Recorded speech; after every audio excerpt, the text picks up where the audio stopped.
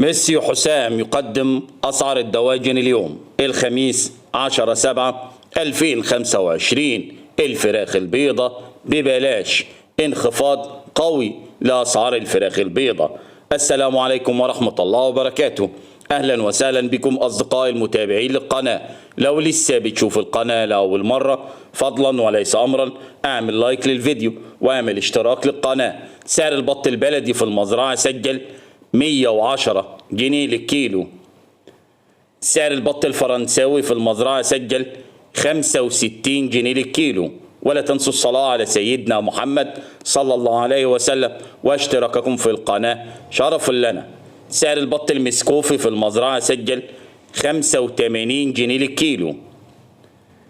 سعر البط المولار في المزرعة سجل 75 جنيه للكيلو.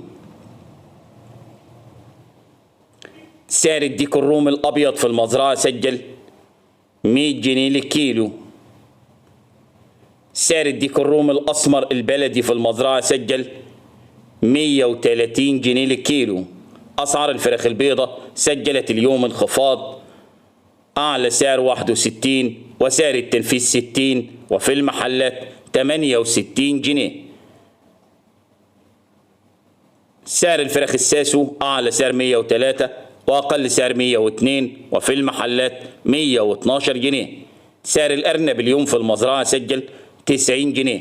سعر الفراخ البلدي الحر في المزرعة 110. والسلام عليكم ورحمة الله.